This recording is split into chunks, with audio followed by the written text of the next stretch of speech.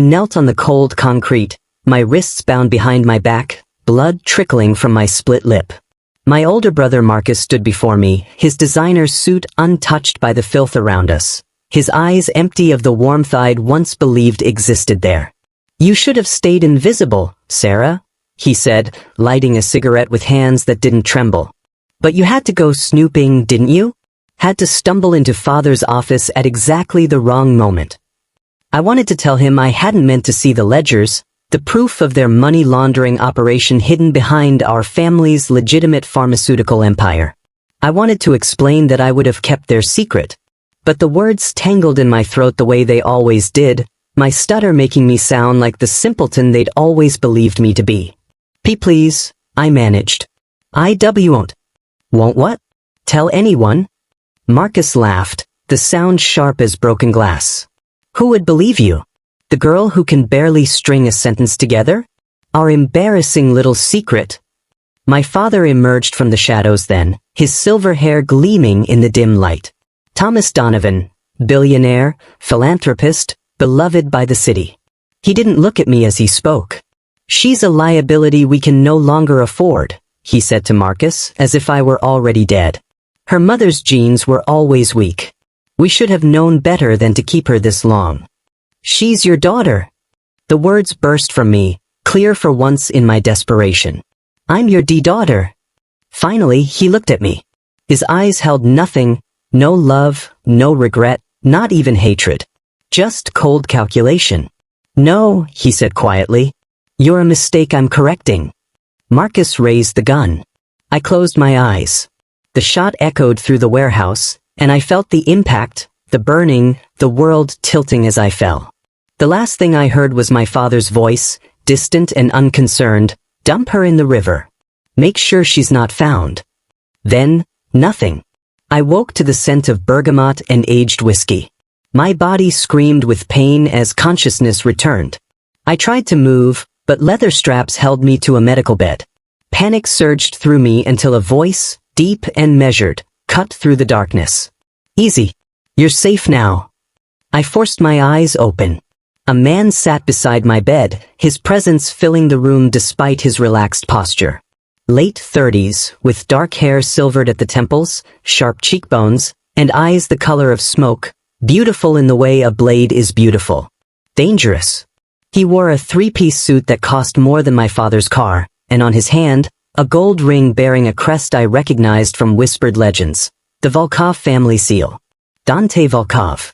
The Mafia King who ruled the city's underworld with an iron fist wrapped in velvet gloves. W.I. My voice came out as a rasp. "Why did I save you?" He leaned forward, studying me with an intensity that should have frightened me. "My men were disposing of a rival's body in the river when they found you. Still breathing, somehow, despite the bullet wound and the water. They brought you to me because they thought you were dead, and I don't like mysteries in my territory." He stood, moving to the window where moonlight painted him in shades of silver and shadow. "I had my doctor examine you while you were unconscious. The bullet miraculously missed all vital organs. Your would-be killer was either incredibly incompetent or you're protected by something darker than luck. Then I had my people investigate." He turned back to me, his expression unreadable. "Imagine my surprise when I discovered you're Sera Donovan, the simple daughter Thomas Donovan keeps hidden away. Except you're not simple at all, are you?" I froze. "I found the notebooks hidden in your room," he continued. "Mathematical proofs that would put MIT graduates to shame. Analysis of stock market patterns written in code. Your family thinks you're slow because you stutter, because you prefer silence to their noise. But I see what they're too blind to notice."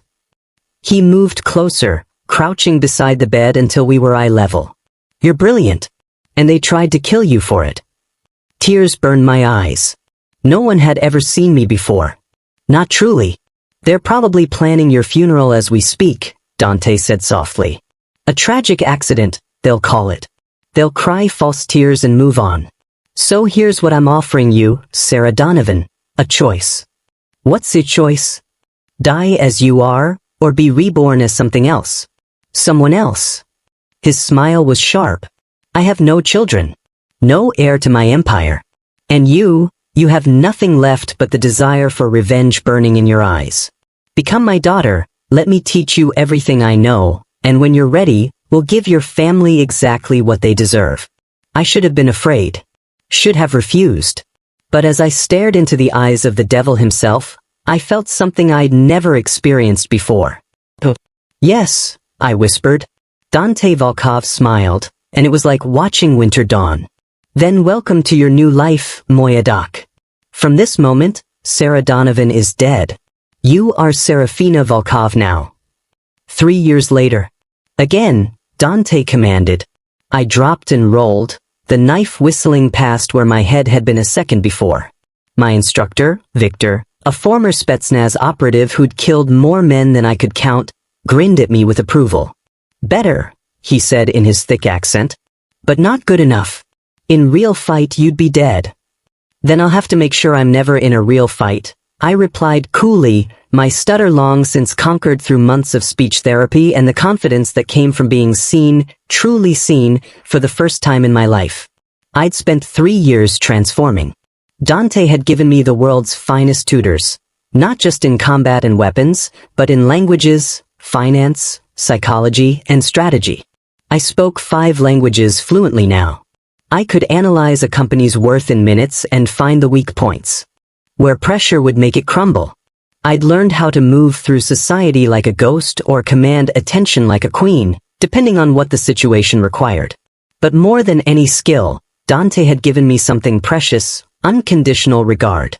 He pushed me, challenged me, believed in me. He was the father Thomas Donovan had never been. Come, Dante said from the doorway. We have matters to discuss. I followed him to his study, a room of dark wood and leather that smelled of old books and power. He poured 2 glasses of scotch, treating me as the adult I'd become, and handed me one. Your family has grown bolder, he said, pulling up files on his tablet. Your father's pharmaceutical company just acquired 3 more competitors. Marcus is being groomed for city council. They're expanding their territory. I studied the documents, my mind already calculating angles and weaknesses. And my mother? Still playing the perfect society wife. Still pretending her daughter died in a tragic drowning. His eyes met mine. Are you ready, Seraphina? Once we begin, there's no going back. I'd been ready since the moment I woke in this house. But Dante had insisted on patience, on preparation. Know your enemy better than they know themselves, he'd taught me. Only strike when victory is certain. Now, finally I was ready. There's a charity gala next month, I said. The Donovan Foundation's annual fundraiser. The entire family will be there, along with the city's elite. Dante's smile was predatory. And you want to make your debut. I want them to see what they threw away. Then we'll give them a show they'll never forget. He raised his glass. To rebirth. I clinked my glass against his. And revenge. The ballroom glittered like the inside of a jewelry box. Crystal chandeliers, marble floors, women in designer gowns, and men in tuxedos discussing business deals worth millions. I'd been to 1,000 events like this in my former life, always hidden in corners, always ignored. Not tonight. I descended the grand staircase on Dante's arm, and the room fell silent. My gown was couture, midnight blue silk that hugged my curves before falling in a waterfall of fabric, with a neckline that was elegant rather than provocative. Diamonds glittered at my throat and ears, gifts from Dante. My dark hair, once mousy and neglected, now fell in glossy waves down my back. 3 years of proper nutrition and training had transformed my body from gangly to graceful. But it was more than physical beauty. I moved differently now, with the confidence of someone who knew her worth, who had been forged in fire and emerged as steel. Ladies and gentlemen, the announcer's voice rang out. Dante Volkov and his daughter, Seraphina Volkov. The whispers started immediately. Dante Volkov had a daughter? Since when? We descended into the crowd, and I felt their eyes on me like physical touches. Across the room, I spotted them, my former family. My father, distinguished in his tuxedo, his arm around my mother Elena, who looked as perfectly preserved as ever in diamonds and Chanel. Marcus stood nearby, his wife Charlotte clinging to his arm, pregnant with their first child. And beside Marcus, my younger sister, Lily. Sweet, beautiful Lily, who'd always been kind to me despite our parents' disdain. She'd cried at my funeral, I'd heard. Perhaps she'd actually meant it. "Are you all right?" Dante murmured, his hands steady on my back. "Perfect," I replied, my voice smooth as silk. We moved through the crowd, Dante introducing me to his associates. I was charming, eloquent, brilliant, everything Sera Donovan had never been allowed to be. And with each conversation, I felt eyes following me. Finally, inevitably, Thomas Donovan approached. "Dante," he said, extending his hand with the easy confidence of a man who'd never faced real consequences. "I didn't expect to see you here." "Thomas." Dante's handshake was brief, professional. "I thought it was time to support your charitable endeavors." Thomas's eyes slid to me, and I saw the moment, the flicker of something. Not recognition. How could there be? The girl he'd ordered killed bore no resemblance to the woman before him, but perhaps some ancient instinct, some buried guilt. "And this must be your daughter," Thomas said. "I wasn't aware you had children, Dante." "Seraphina is a recent blessing," Dante replied smoothly. "I found her 3 years ago, lost and alone. An orphan, effectively. I gave her a home." The irony hung in the air, bitter and perfect. I extended my hand and Thomas took it. His palm was warm, familiar. Once, I would have given anything for this hand to hold mine with affection. Now, I felt only cold satisfaction. "Mr. Donovan," I said, my voice clear and steady. "I've heard so much about your family. The tragic loss of your daughter, especially. My condolences." Something flickered in his eyes, surprise at my directness, perhaps. "Thank you. It was a difficult time." "I'm sure." I smiled and I saw him blink, startled. Losing a child must be devastating. "Tell me, did they ever find her body?" The question was bold, almost inappropriate. Marcus, who'd moved closer, frowned. "No," Thomas said carefully.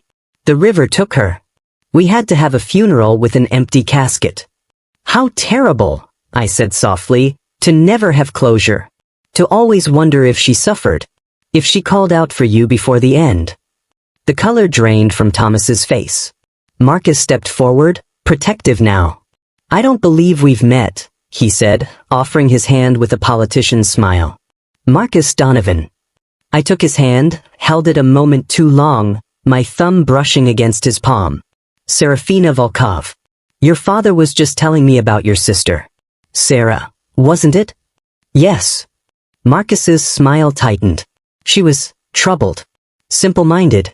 It's better that she's at peace now." "Simple-minded?" I tilted my head.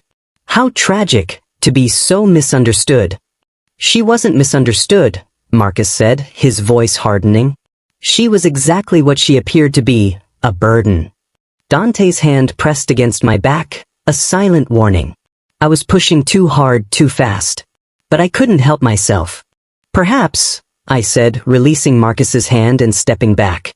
"Or perhaps she was smarter than anyone realized, and that made her dangerous." The silence that followed was sharp enough to cut.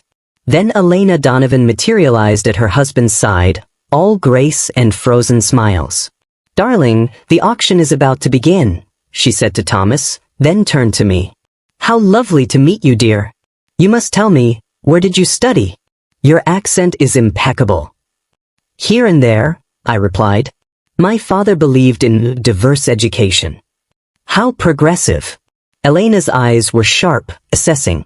"You remind me of someone, but I can't quite place it." "I have one of those faces," I said smoothly. As they moved away, Lily lingered. She studied me with the same curious intensity she'd always had, the one that had made her my only friend in that cold house. "You're not what I expected," she said quietly.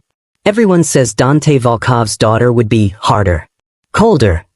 "Maybe I'm good at pretending," I replied. "Or maybe you've been hurt before." Her eyes were sad, knowing. "I can always tell. I had a sister once who hid how much she hurt. I wish I'd seen it sooner." The word struck me like a blade.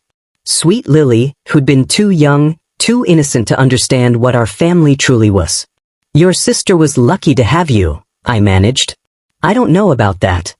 Lily glanced back at our family, Marcus discussing business, our parents schmoozing with donors. This family doesn't see people, not really. They see assets or liabilities. Nothing in between. Then why stay? Because I'm pregnant. She smiled sadly, one hand resting on her still flat stomach.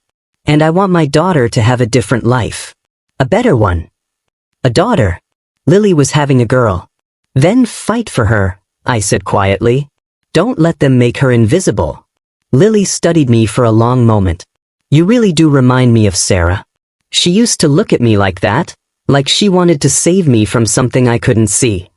Before I could respond, Dante reappeared at my side. Come, he said. There's someone I want you to meet. As we moved away, I glanced back to see Lily watching me, her expression troubled, as if she were trying to solve a puzzle she didn't know existed. The following weeks were a careful dance of strategy and patience. Dante had taught me well. Revenge wasn't a single strike, but a symphony of calculated moves. We started with Marcus. His political ambitions made him vulnerable. All it took was leaked photos of his meetings with known criminals. Meetings I documented through Dante's network, sent to the right journalists. His campaign imploded within days. I don't understand, Charlotte wept on the phone call I intercepted. He promised me this was all legitimate business. You're too naive, Marcus snapped. This is obviously a setup. Someone's targeting our family. They just didn't know who yet. Next came the pharmaceutical company. I spent weeks analyzing their operations, finding the gaps in their accounting, the bribes paid to FDA officials, the experimental drugs pushed to market too fast. Then I did something they never expected. I bought shares. Lots of them. Through shell companies and proxies, I became one of their largest stakeholders. We have a hostile takeover brewing, I heard Thomas tell Marcus during a meeting I'd bugged. Someone's been quietly acquiring shares for months. Who? That's what I'm trying to find out. But whoever it is, they're smart. Too smart. I smiled in the darkness of Dante's study as I listened. You have no idea. But it was the third move that would hurt them most. I discovered my mother's secret. Elena Donovan, perfect society wife, had been having an affair for 15 years with Martin Cruz, Thomas's business partner and best friend. It wasn't just about sex. They'd been siphoning money from the company, planning to run away together. The hypocrisy was breathtaking. She'd stood silent while Thomas ordered my death, all while betraying him herself. I gathered evidence meticulously, hotel receipts, text messages, bank transfers. Then I packaged it beautifully and had it delivered to Thomas's office. The explosion was magnificent. How could you? Thomas's roar echoed through their mansion as I listened via the devices I'd planted. 15 years, Elena. 15 years of lies. You're one to talk about lies, she screamed back. You've built an empire on corruption and death. Did you really think I could love a man like you? I gave you everything. Everything but honesty. Everything but humanity. You killed our daughter, Thomas. Our own flesh and blood, because she was inconvenient. She was a liability. She was a child. She was my child, and you put a bullet in her like she was nothing. The sound of breaking glass. Screaming. And beneath it all, the first cracks in the Donovan Empire's foundation. I turned off the feed and found Dante watching me from across the room. Having second thoughts? He asked. No, I said. But hearing my mother admit she loved me even now, even after everything, it's harder than I expected. Dante crossed to me, placed a hand on my shoulder. Revenge isn't supposed to be easy, Moya Doc. If it were, it wouldn't mean anything. I know. I took a breath. What's the next move? That depends. His expression grew serious. How far are you willing to go? I thought of that night in the warehouse. The cold in my father's eyes. The bullet tearing through me. The water closing over my head. As far as it takes, I said. Dante nodded. Then it's time for the final act. Tomorrow night, the Donovan Foundation is hosting a private dinner for their major investors. I've secured us an invitation. And you're going to make them an offer they can't refuse. His smile was sharp. You're going to buy their company out from under them, using the shares you've already acquired and a coalition of their rivals I've assembled. By the end of the night, the Donovan Empire will be yours. My heart raced. And what will I do with it? Whatever you want, Dante said. Burn it to the ground. Rebuild it better. That's the beauty of revenge, Seraphina. Once you've won, you get to decide what comes next. The private dining room of the Regency Hotel was elegant and intimate. A table for 20, crystal and silver gleaming under soft lighting. The Donovans had spared no expense for their major investors, desperate to shore up confidence after the recent scandals. I arrived early with Dante, our entrance turning heads as always. Thomas and Marcus stood at the bar, their body language tense. Elena was notably absent, rumors of separation already swirling through high society. Mr. Volkov, Thomas said, his smile not reaching his eyes. I'm surprised to see you here. I wasn't aware you'd invested in Donovan Pharmaceuticals. I haven't, Dante replied smoothly. But my daughter has. Quite substantially, in fact. Thomas's gaze snapped to me, sharp and assessing. You've been buying our shares. Through various entities, yes. I accepted a glass of wine from a passing waiter. You have an impressive company, Mr. Donovan. Such potential if properly managed. It's managed perfectly well, Marcus cut in aggressive. What exactly are you playing at? I'm not playing.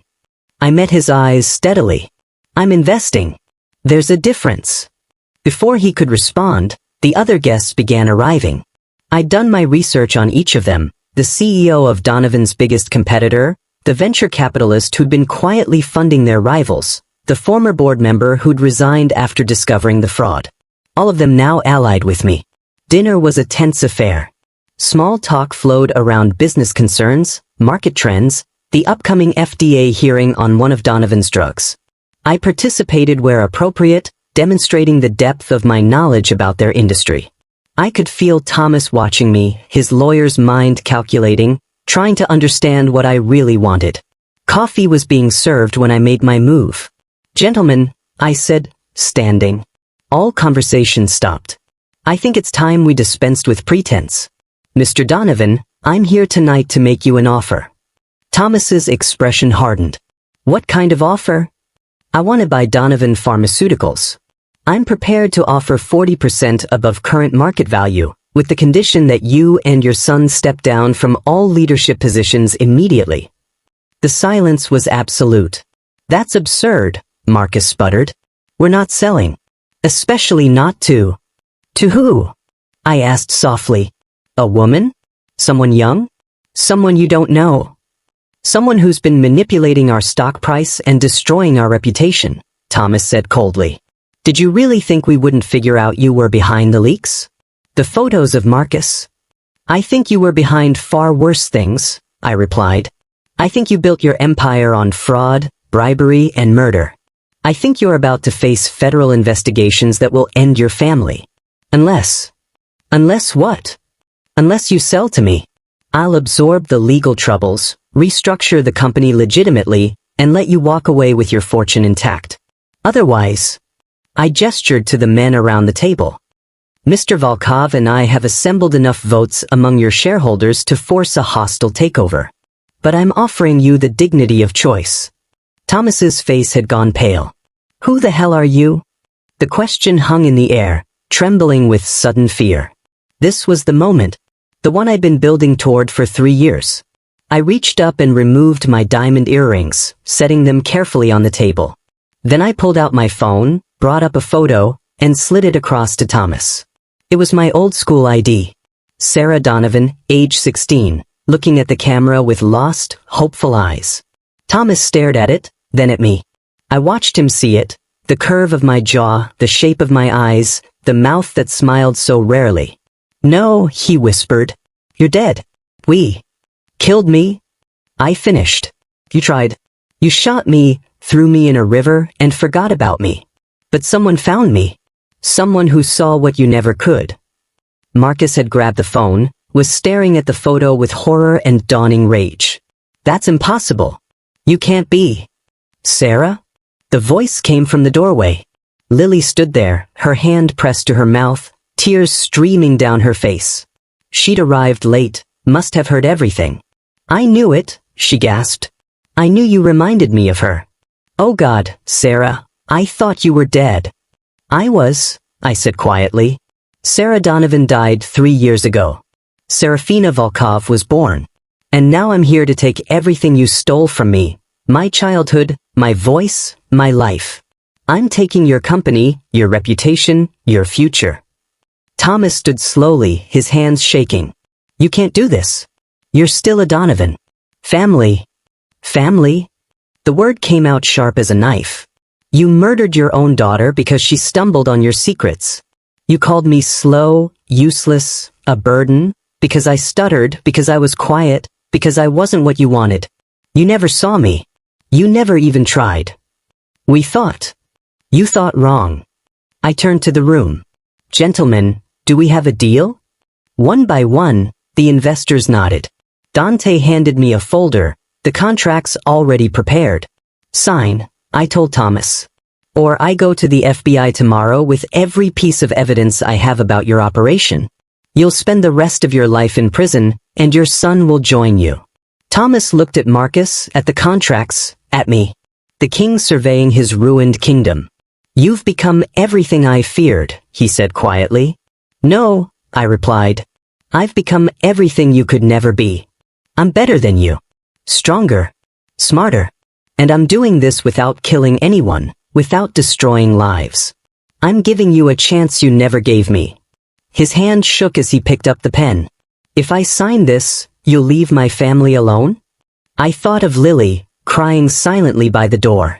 Of Charlotte and her unborn child. Of the employees who'd done nothing wrong. Your company is mine, I said. Your reputation is destroyed. Your marriage is over. But I won't pursue criminal charges if you agree to leave the city. Retire somewhere quiet. Live with what you've done. Thomas signed. So did Marcus, his face twisted with impotent fury. As I gathered the contracts, Marcus leaned close. You think you've won, he hissed. But you're still that scared little girl we threw away. You'll always be. Dante's hand closed on Marcus's shoulder, hard enough to make him wince. Speak to my daughter with respect, Dante said softly, or the offer of mercy disappears. Marcus jerked away, and I felt a warm glow in my chest. My father, my real father, protecting me the way Thomas never had. As the room cleared, Lily approached me hesitantly. I'm sorry, she whispered. I should have known something was wrong. Should have protected you. You were just a kid, I said. And you were the only one who was kind. What happens now? Now. I looked at the contracts in my hand, at the empire I just won. Now I rebuild what they broke. And you take care of your daughter. Give her everything we never had. Lily hugged me then, fierce and desperate. I missed you, she sobbed. I missed you so much. I held her, this sister who'd actually loved me, and let myself feel it. The grief, the loss, the bittersweet victory. I missed you too, I whispered back. 6 months later, I stood in the boardroom of what was now Volkov Pharmaceuticals. Rebranded, restructured, and legitimate. We'd fired the corrupt executives, brought in ethical leadership, and redirected research toward actually helping people rather than maximizing profits. The company was worth twice what the Donovans had built. Turned out, honesty was good business. The FDA approved our new cancer treatment, I told Dante over dinner that night. We're projecting it will save thousands of lives. Your father would hate that, Dante observed with amusement. All that profit going toward research instead of his pocket. Thomas Donovan was never my father, I said. You are. You saw me when I was invisible. You believed in me when I was broken. You taught me to be strong. Dante's expression softened in that rare way it only did with me. You taught yourself Moya Doc. I simply provided the tools. Then thank you for the tools. I raised my glass. And for the chance to become who I was always meant to be. We clinked glasses, this strange family we'd built from ashes and vengeance. Later, as I reviewed contracts in my study, my phone rang. Unknown number. Hello. Seraphina. The voice was male, cultured, unfamiliar. Or should I say Sera? Ice flooded my veins. Who is this? Someone who's been watching you with great interest. Your revenge was exquisite. Surgical. Beautiful even. If this is a threat. It's not a threat.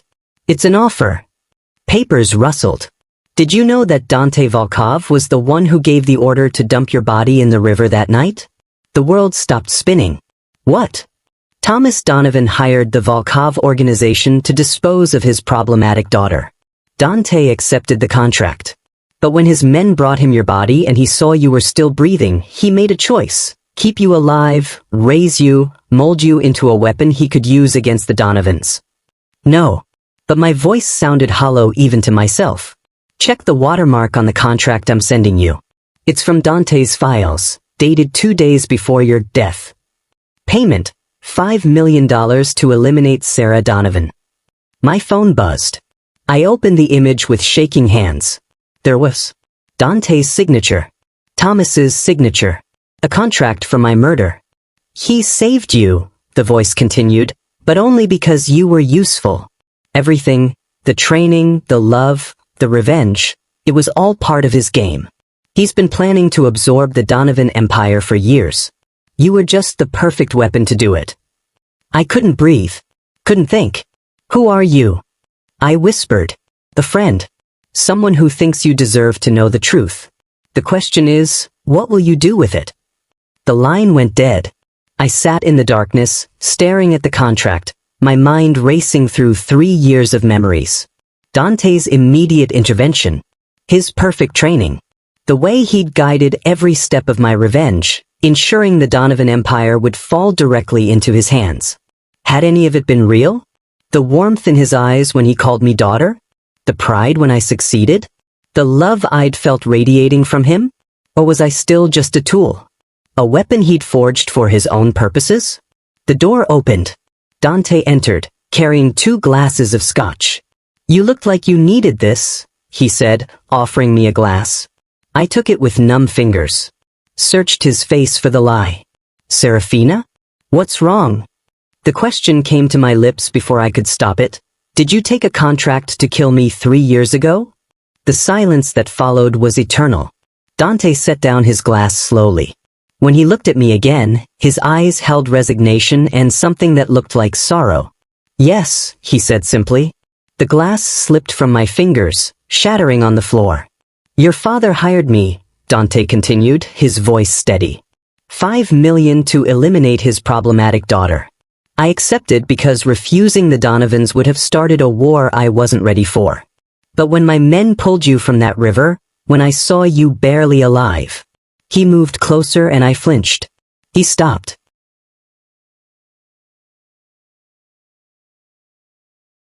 I've done terrible things, Seraphina. Killed without remorse. Built an empire on blood and power. But when I looked at you, broken, discarded, yet somehow still fighting to breathe, I saw something I thought I'd lost forever. Innocence. Goodness. The kind of strength that doesn't come from violence. So you used me, I said hollowly. At first, yes. He didn't lie, didn't soften it. I thought you could be useful. A weapon against the Donovans. But then you started speaking, started learning, started becoming this extraordinary person. And somewhere along the way, you stopped being a tool and started being my daughter. Tears burned my eyes. How am I supposed to believe you? You're not, Dante said quietly. I can't prove love, Seraphina. I can only show it through actions. For 3 years, I've protected you, taught you, given you everything I have. I've kept you safe from enemies who'd kill you just to hurt me. I've risked my life and my organization for you. If that's not real, then I don't know what is. I stared at him, this man who'd saved me and lied to me, who'd given me a life but built it on deception. I need time, I whispered. Dante nodded. Take all the time you need. But know this, whether you forgive me or not, whether you stay or leave, you're still my daughter. That contract was for Sera Donovan, the girl I found in that river. She died. But Seraphina Volkov. He smiled sadly. She's real. And she's mine in every way that matters. He left then, closing the door softly behind him. I sat in the broken glass and bleeding heart, trying to understand what was true. The training had been real. The pride in his eyes when I succeeded. The fear when I was in danger. The love, God, the love had felt so real. But so had my family's love, once.